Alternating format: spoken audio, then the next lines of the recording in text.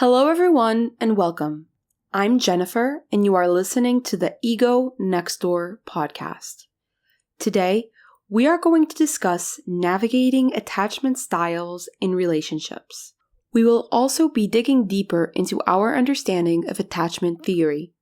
This can help us navigate romantic relationships and also comprehend relationships within many social group types. Dating is hard. By now, we can all acknowledge that. No matter what your background is or your history, this is a fact that can hardly be disproven. And online dating has made this more evident between the endless options and possibilities to the feeling of not finding anyone that matches our wants or needs. But how do we recognize our wants and needs if often our wants and needs contradict? How do we figure out if what we want is what we need?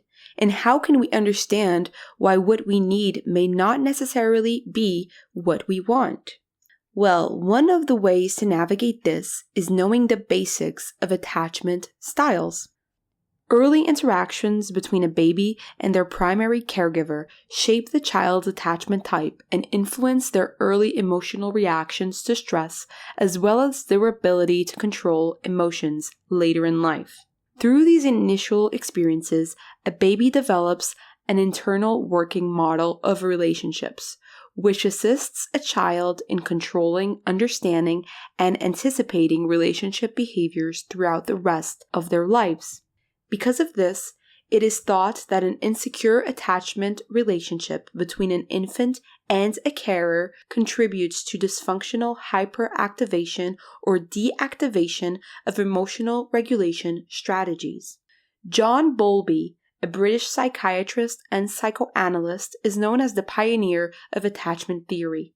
According to his theory, the attachment behavioral system is a way for human beings of all ages to protect oneself from stress responses and outside threats.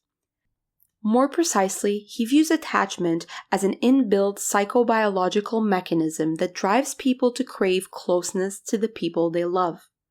With an emphasis on how early experiences shape future relationships, Bowlby's studies primarily examined the relationship between children and parents or guardians.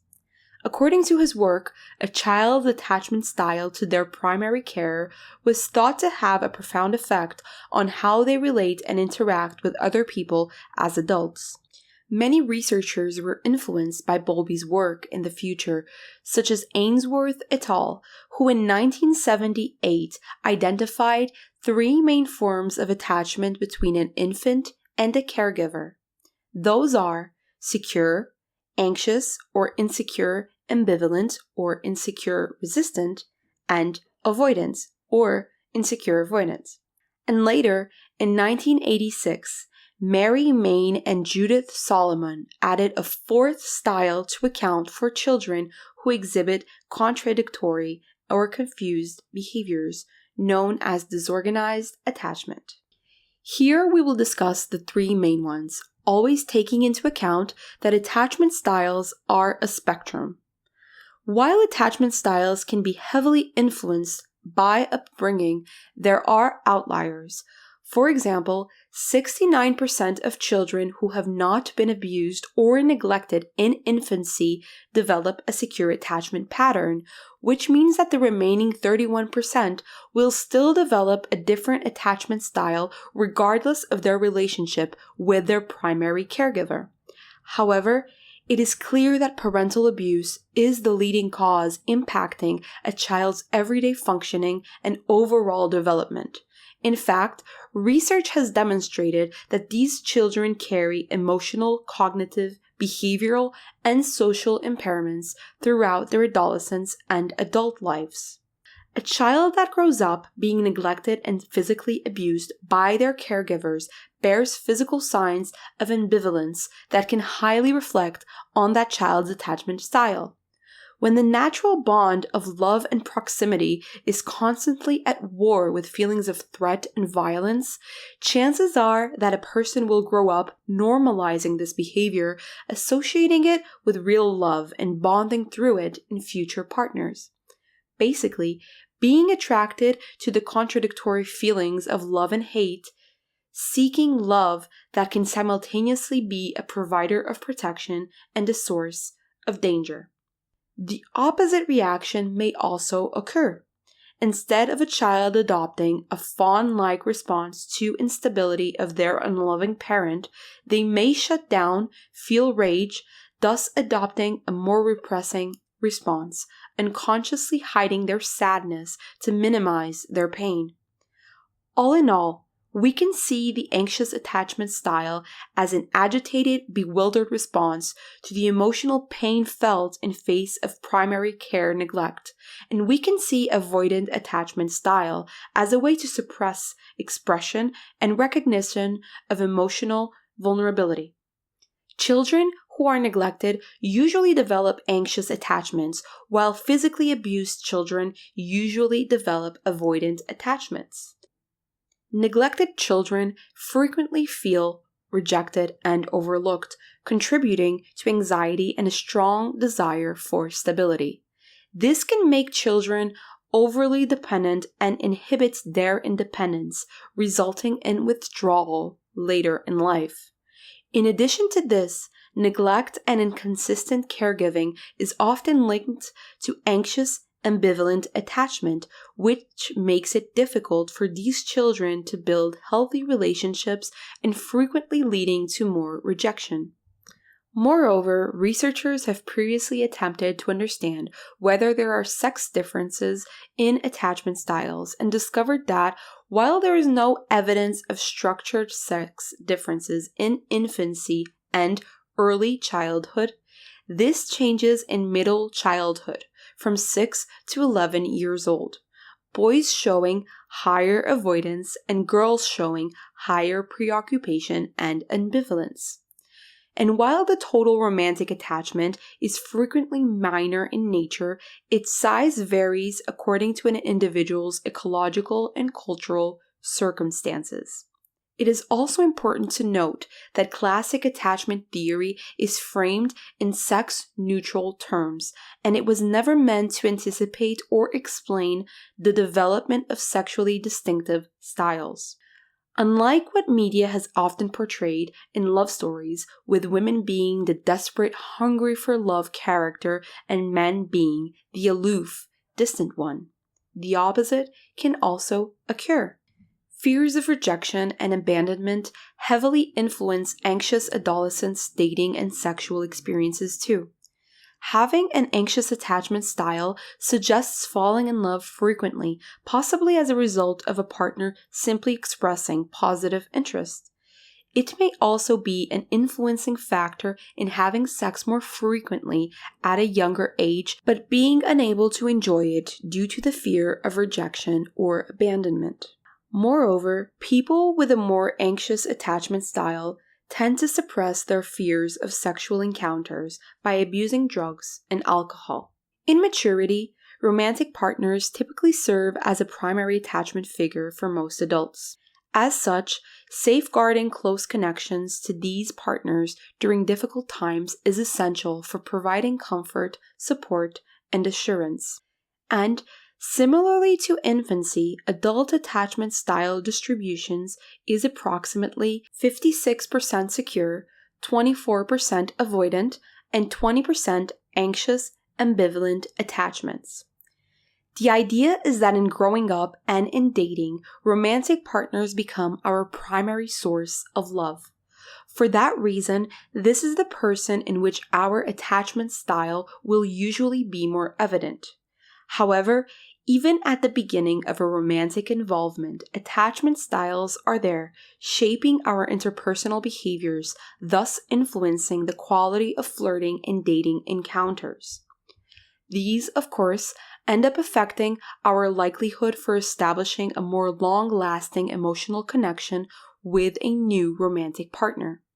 In fact, even the way we present ourselves and disclose parts of our personality to a potential partner can be heavily influenced by our attachment style. Attachment anxiety can be immediately shown during flirtation and dating as needy, intrusive, hungry behaviors, exaggeration in fear of rejection, recurrence of memories of previous rejections, and rumination on rejection-related thoughts. Attachment avoidance, on the other hand, can be manifested as an emotionally detached, solely sexual or initially rejecting attitude towards a prospective relationship. In comparison with secure partners, insecure partners are often more negative about themselves and others, holding pessimistic beliefs related to romantic relationships and their partners. This attachment type might lead to someone considering their partner as less supportive and trusting them less. However, both anxious and avoidant styles have negative expectations concerning their partner's behaviors. Considering the heightened fear of losing a partner, one would think that anxious attachment style would mean higher levels of commitment. However, this is not the case. Numerous studies have shown that secure individuals are more committed to their dating relationships than those who are insecure. One of the factors that may influence this is support seeking and support provision. Insecure people struggle frequently in concentrating not only in seeking support but being able to provide it as well, while avoidant people are hesitant to regard their love as a safe haven and seek support from them in times of need. There is also disagreement over which attachment style, anxious or avoidant, is more closely associated with symptoms of post-traumatic stress disorder. Some argue that avoidant attachment may shield against heightened PTSD symptoms by utilizing protective mechanisms and cognitive processes, which begs the question: is the development of PTSD influenced by a person's default attachment style, or in the case where PTSD was developed as an infant, did that influence the default attachment style developed? Well, according to research, secure attachment is related with fewer PTSD symptoms following a traumatic incident, whereas insecure attachment is associated with more symptoms. Building on this, it has been found that an insecure attachment style, primarily the anxious type, and unresolved traumas are related with an increased risk of suicide. However, it is critical to recognize that attachment patterns are not solely responsible for how a relationship begins, grows, and evolves. And although hearing about the 3 attachment styles, avoidant, anxious, and secure, is in vogue, we must see these as nuanced and complex, often even subject to change in later life.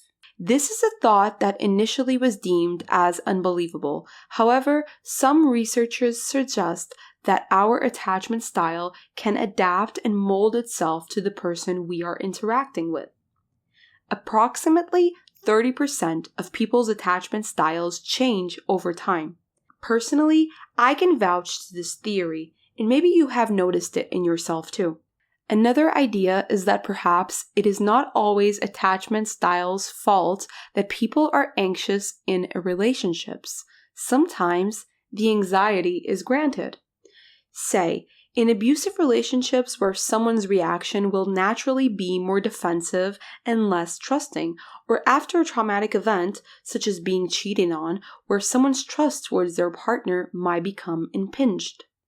This is why it is so essential to think critically about these ideas and realize that theories are just that, theories. On the next episode, we are going to approach something that will be quite useful to navigate the issues discussed today. That is, figuring out how to overcome the feelings of boredom and readaptation after high-stress periods. Understanding this will help improve our quality of life and learn how to feel comfortable within our individuality. Thank you for listening to the Ego Next Door podcast. See you soon, and I hope you have a wonderful day. If you enjoyed today's episode and would like to hear more, don't forget to like and subscribe to my YouTube channel at Ego Next Door. And if you would like to support my work, consider becoming a patron on my Patreon creator page at jenniferhelps.com. Hachia.